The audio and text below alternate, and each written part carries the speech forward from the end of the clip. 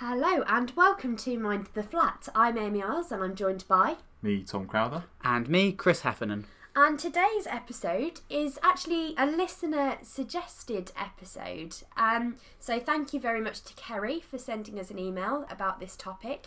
And today we're going to be talking about Generation Snowflake and our opinions on that term and how our generation is perceived, particularly by older generations, and whether it's correct or not, or problematising the word snowflake, maybe, yeah. And what it's put towards, and using it as a general term. What is it actually, maybe uncovering or also perpetuating? In this essay, I shall. Here we go. So we're going to kick off by talking about our most snowflakey moments. So I think let's start with Tom. Tom, how have you been a snowflake? Okay, so I'm gonna go with my coffee habit, and I think this is something that, like, if you look at what the Daily Mail thinks is like Generation Snowflake, it's like these people that are obsessed with like their avocados and their flat whites.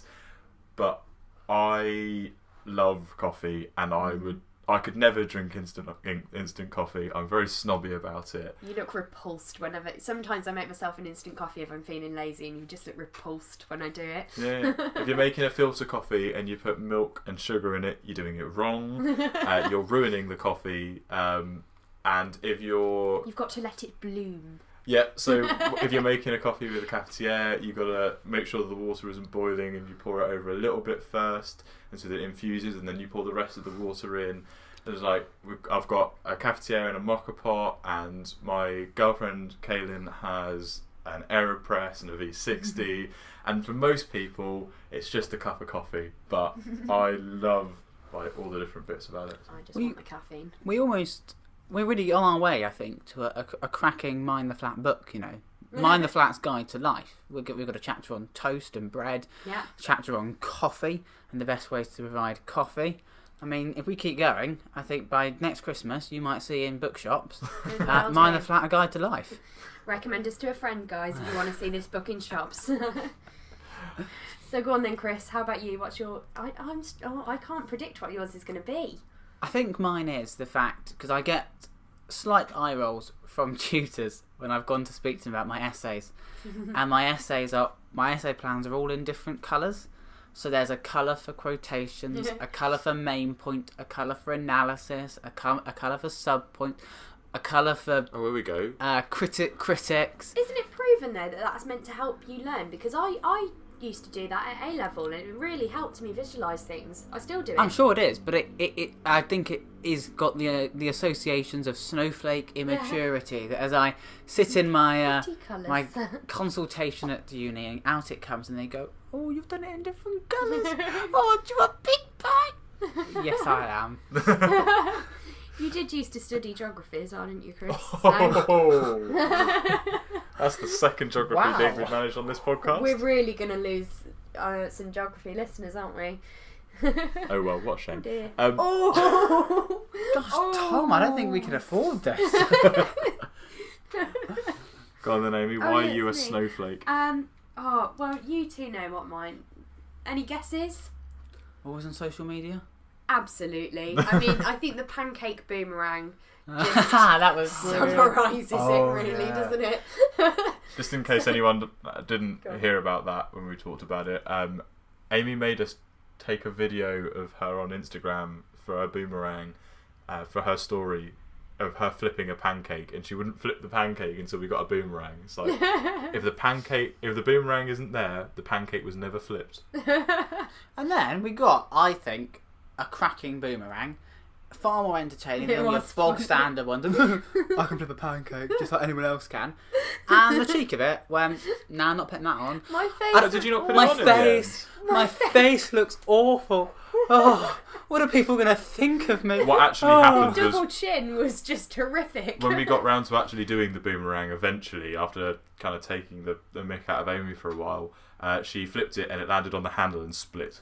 So... Heartbreaking.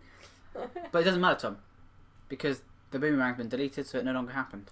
I've still got it saved on my phone. It was just never put on my story. Oh, yes. So when we're looking for an image for this episode, We've got Amy sorted. We can just put her boomerang. Who's in charge of the social media for this podcast? You are, Amy? Yep. We'll just tell you what to do. Oh, you think I'm that easily manipulated, do you? We'll just steal your food. It's another snowflake quality, isn't it? Easily manipulated. We're all just sheep, really, aren't we? Following those big social media trends. Boom, boom, boom. Mind the flat. Boom, boom, boom. So, on to the main discussion, and today I think we're going to kick off with Chris and your angle on Generation Snowflake. Do you want to tell us what you'll be talking about? Yeah, so I will do this in 2 parts. Part 1, I'll just talk about political correctness, or the lovely phrase, political correctness gone mad. Whoa. And then on to, I think that comes out of political correctness is no platforming. So starting off with political correctness, and I thought rather than sort of just speaking very generally, I was reminded of an instance of political correctness sort of last year that I think got a lot of people talking.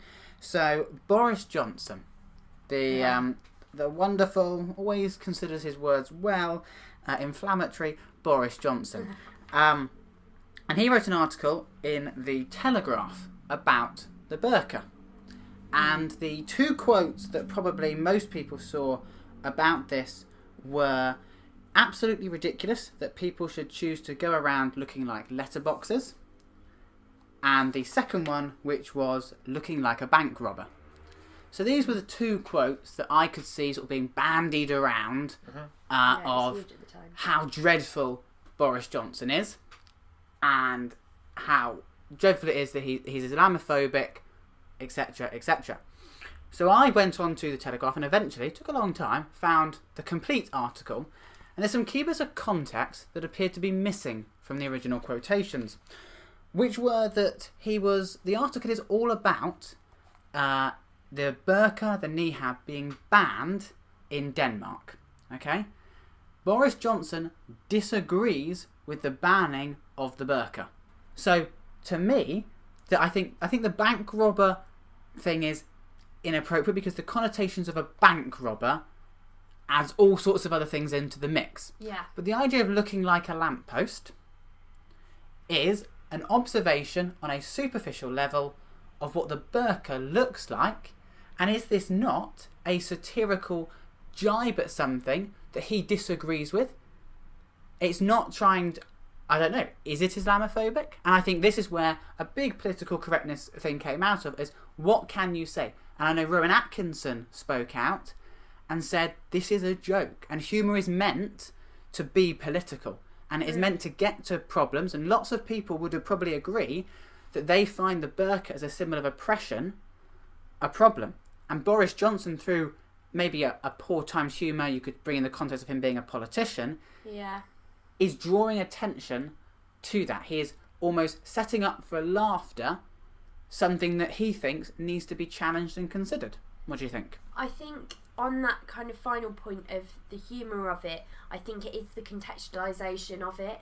The fact that he is a politician, he's kind of been known before to make slurs against certain, because there was Bongo Land. He called somewhere, I think it was somewhere in Africa, Bongo Land, which was a bit... Oh, dearie me. Yeah, it was a bit of a slur. And I think in that context is where it has been misconstrued, because if someone like Rowan Atkinson or Ricky Gervais, who is very, very much known for making quite on-the-nose jokes around those type of subjects, it would have been taken in a very different vein. But on the note of kind of like the lamppost comment, or the pillar box comment, post box, yeah. I don't know if that is purely superficial. Yeah, I guess that's true. Like, you could, if you're making comments about what someone's wearing, it doesn't matter the way that they're wearing it. Like, it's kind of just unnecessary, and I think it shows a lack of sensitivity just to other people and just a disregard for other people in general. Like, I don't think that is adding anything to his argument in any way. Agree. And so the fact that he's put it in is effectively pointless. And it's almost contradictory to the argument he's making, because I think he does make a very valid point, and I think by putting those comments in there, it distracts from that very good point of, and I agree with him in that if a woman is minding her own business in a public space and she's not doing anything to risk the security of herself or those around her. She should be able to wear what she wants. And I think the kind of how that got exploded around those two quotes misconstrued what was a very valid argument. Well, I think Boris Johnson is definitely the sort of man that puts things like this in with complete deliberate intention to be inflammatory, to get attention. Oh yeah, definitely. It's part of his brand, and so I think that's Yeah. the thing. But then we come to this thing that obviously Ricky Gervais had some controversy about comments he had made about women drivers in relation to the Jenner family. It's Caitlyn Jenner, isn't it? Yeah. And so then there was also things about it being transphobic. And so it's this idea of where is the line? Because lots of these things that are to do with political correctness often are grounded on this idea of it's just a joke. So where do we draw those lines? See, for me, I feel like people saying things like it's just a joke is a bit of a get out of jail free card. I think there's definitely a place for kind of comedy that pushes boundaries. It certainly is, but there becomes a worrying point where like language is important and the way we say things is important because it kind of creates these understandings and narratives that run through like society and politics. And so if we are having complete disregard for what we're saying, then it can lead to like structures that are kind of oppress people and whatnot. And I know that sounds kind of a little bit strong. But I think the big thing then is, as far as political correctness is this idea of sort of Generation Snowflake can't take a joke. And I think that it is such a difficult and it is such a shady area because people like Ricky Gervais do say things that are not politically correct. He does say things, and it's that. Does it then come to sort of how it's the context of the receiver? That if you go, yeah, that is a joke. So, for example, by saying all women drivers are useless, or women drivers are guaranteed to crash, is that mocking women, or is that mocking misogynistic men who seem to think that a person's gender would have anything to do with the way in which they're able to drive? See, that's the interpretation that I would take from that. But I don't know whether that's giving too much grounds to people that make... I guess a lot of it is to do with context. Yeah, like, I think so much is to do with context. I think Ricky Gervais, for instance, I don't for one second believe that he thinks that women drivers are inherently worse than male drivers. And so I think I would take that joke in that way. But then obviously there's the whole other level of the I remember the joke and the whole other level of the trans issue surrounding it. So that I think that's what made it objectionable. Because I think humour is a way of, like we said, confronting issues. And is it important to confront issues rather than just accepting them?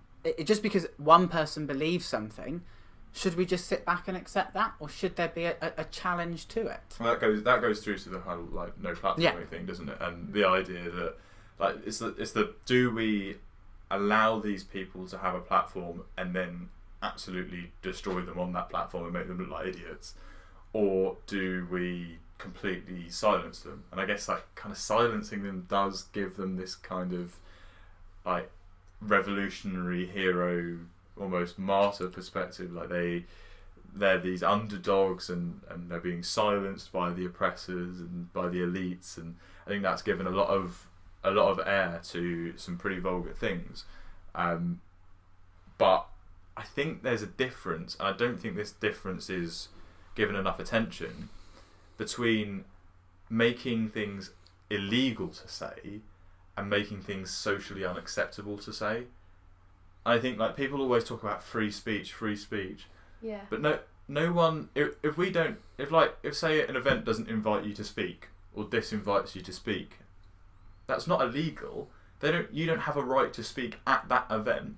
You have a right to say the things that you want to say, but not necessarily in that event. And I think people just assume that they've got freedoms to say whatever they want whenever they want, regardless of the social implications. Yeah. I think this was an interesting point made by Yasmin Alababi Brown, and she did an interview with the BBC again about a year ago, about political correctness, and the key thing, and I think this is where political correctness can be misconstrued, because like we say, people go, oh, can't you have a joke? And I'm very much of the opinion that sometimes a joke works, and like you say, if you're aware of your context and the people you're around, it works, and it has some sort of effect, not to condone, but sort of to attempt to be progressive. But lots of other things, it's just about human decency. Mm-hmm. So this whole term of being politically correct, in my opinion, really is created by the media as an attempt to stop progression. It's a key part of Generation Snowflake saying, oh, you've got to be politically correct. No, you've not got to be politically correct. You've just got to be a nice human being. Yeah. And so to call someone out like with rude terms, or to condemn a set of people in a nasty way, it's not about being politically correct or not. It's just about being nice. Yeah, why would you want to say these things? It's like all these things that people are like, oh, why can't I say this? And it's like, why would you want to say this? Like, like the N-word, for instance. Like, why would you want to say that?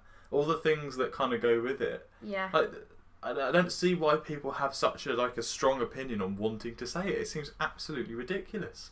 And I think from it, but then equally, and this is something that Stephen Fry speaks about, is the idea we're in a very, very sort of polarised society of sort of the left and the right, and he says we're gulfs apart and we shout at each other and neither hears what the other person's saying.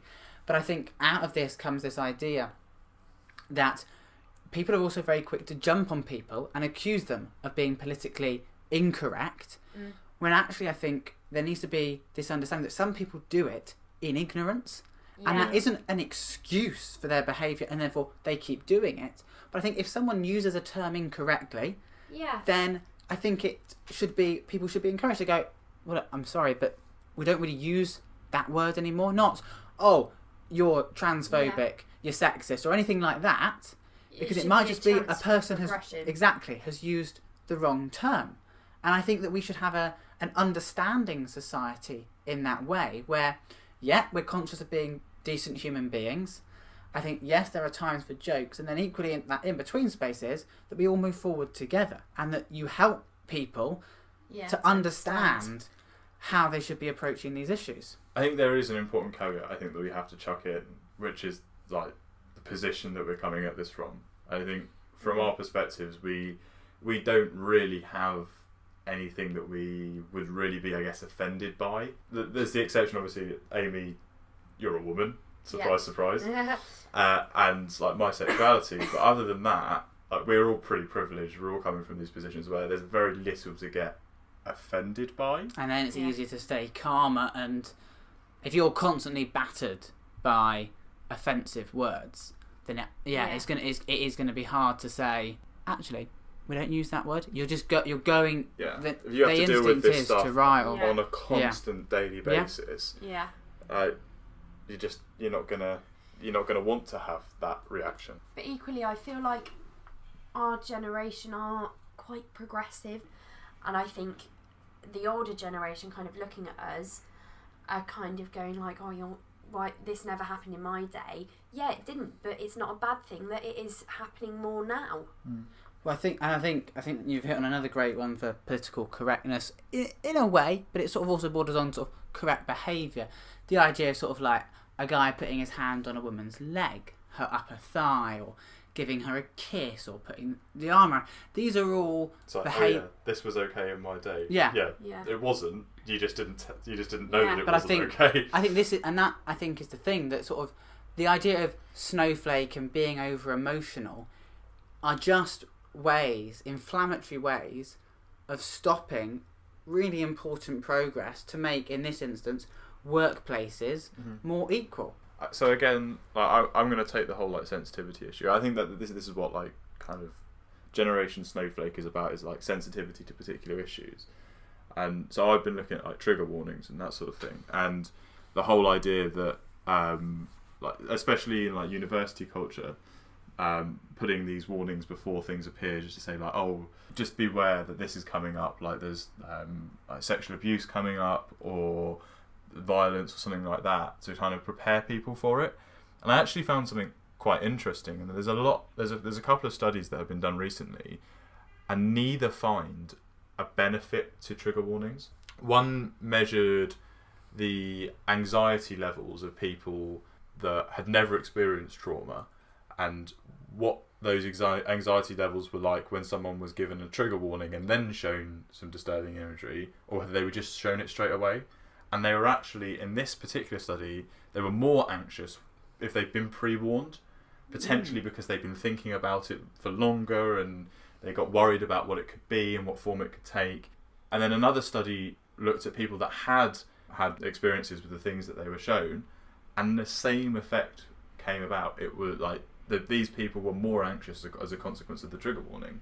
And I'm wondering whether that is actually a good thing at all, like given the evidence that we've got here. What about people that can therefore take themselves out of a space?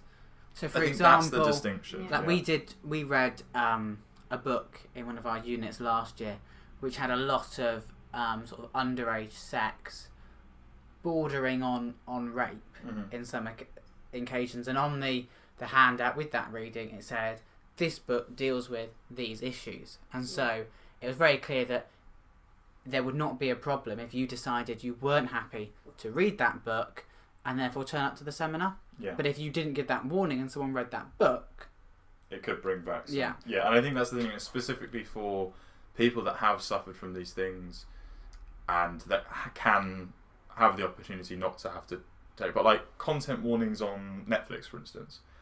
Now, I've got two opinions on this, because obviously so if you're watching a program and there might be maybe like suicide or sexual assault as part of that program, you can go, look, I'm not going to take the chance, I'm going to leave it.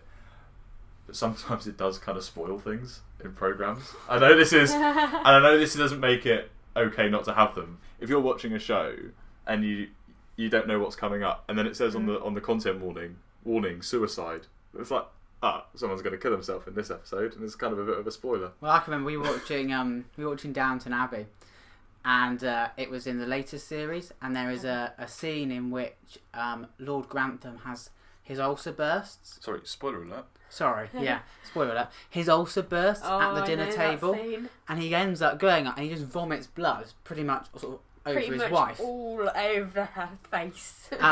But it happened quite near the end of the episode, and throughout, every time an ad break came on and it started, it said, "We would like to warn viewers that this programme will contain some footage some viewers may find distressing." And so each time you had your little insert, like Maggie Smith said something slightly risque, and you go, "Oh, yeah, that was... yeah, I'm quite upset by that."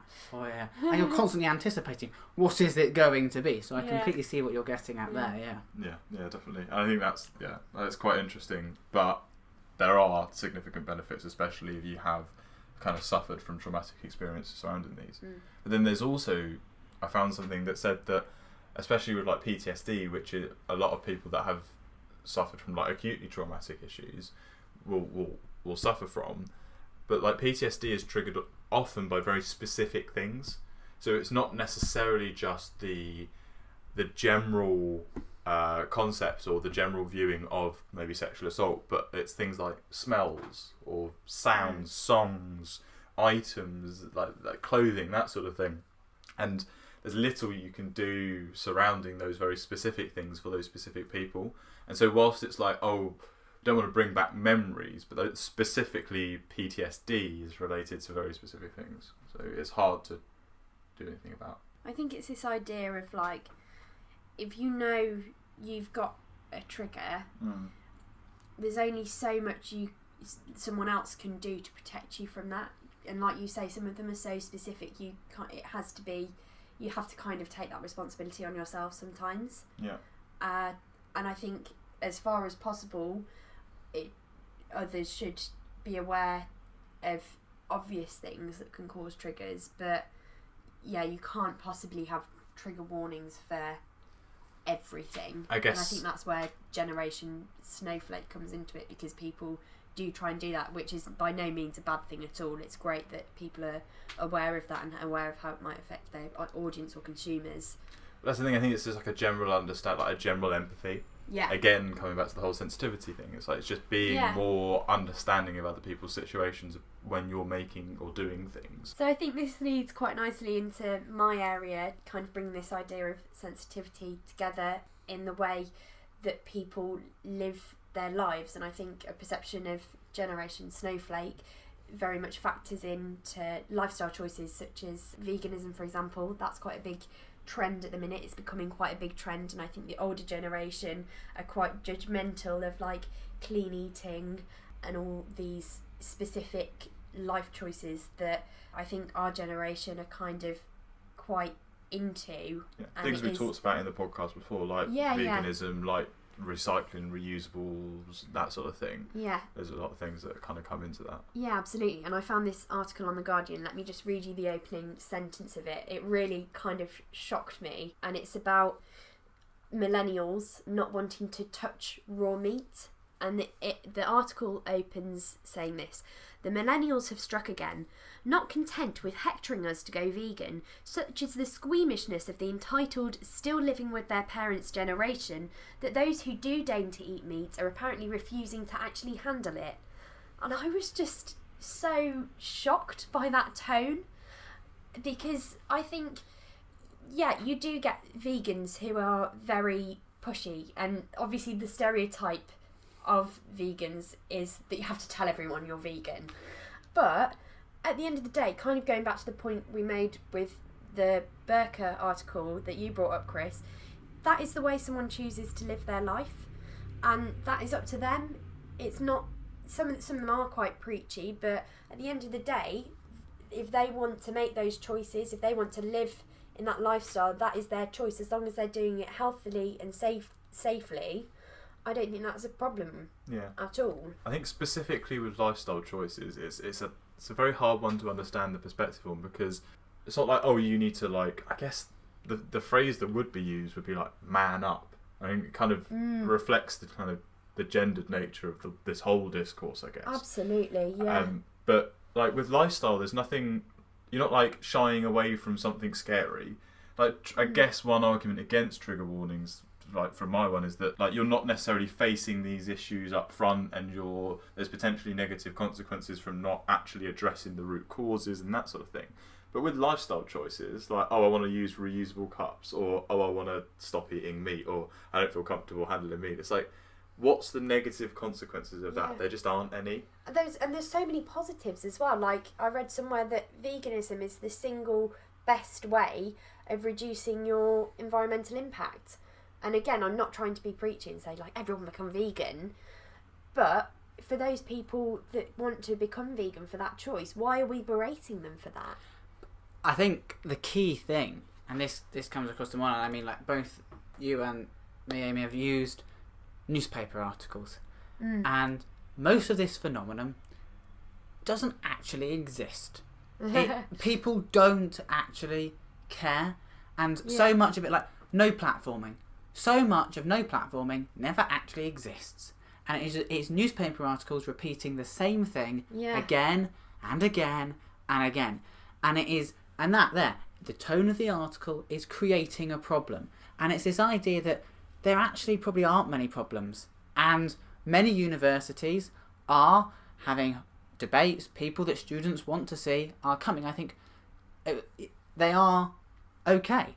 And it's the newspapers and the media fueling these debates of, like, whether it's Boris Johnson saying something and, oh, look, he's being condemned for being politically correct. Or it's, look at all these trigger warnings. Can no one cope with anything these days? Or if it's veganism, why can't they touch meat anymore? It's just the media being inflammatory, selling stories of, oh, look at this will get papers sold. And I think it creates, the Snowflake generation actually is created by the media. Yeah. You said something interesting the other day about like what like Snowflake actually means. Like when people say Snowflake and the whole issue of it, where it actually stems from. Well, yeah, I was discussing this with our other flatmate, and we were saying that the word is interchangeable, Snowflake, with gay. So saying, oh, that's so gay, and this whole idea is this idea of the feminisation of society. So the insult, oh, that's so gay, is because a gay man is a feminised man. Because the definition of sort of feminine for many people being brought down to the idea of you desire men. So if you're a gay man, you are feminine because you desire men. And that's why we use the word gay. Basically to point out femininity, and therefore femininity is a bad thing. And this whole discourse is about this. It's this idea that a masculine society that eats meat, makes jokes about everyone and refuses to be offended and cry. Suddenly someone's going, well, actually, no. That actually is a bit upsetting. And no, I don't want to do that. And no, thank you. I'd like to be able to go to work without you having your hands all over me. I don't think that's a massive problem. But because we're showing emotion and feelings and sensitivities, that's feminine. Yeah. And so that should be crushed and squashed, but masculinity is best.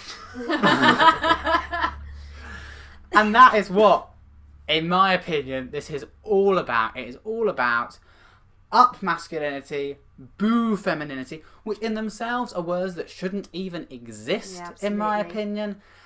That's my dissertation. But it's just an idea of being sensitive, being emotional. All these things that are wrongly associated with femininity are not a bad thing. Yeah, definitely. And the snowflake conversation is perpetuating so many problems in these areas, in other areas where either people can get away with things by saying, oh, you're just a snowflake, or things aren't going forward because it's saying, oh, that's a snowflakey thing to do.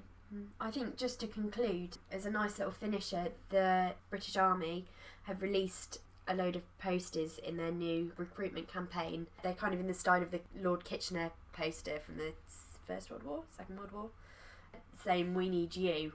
And they highlight all the positives because of like compassion, commitment, focus, drive, and it highlights all the good things about being snowflakes and things that are often negatively associated with our generation, and saying, actually, no, these are great things that can contribute towards a brilliant career in the army. But also I think taking that wider, it's not a bad thing to have those qualities that you say are associated with femininity and now with the snowflake generation. And what's best is it uses political incorrectness to challenge political correctness. Because by calling someone a snowflake, many people would say that's politically incorrect.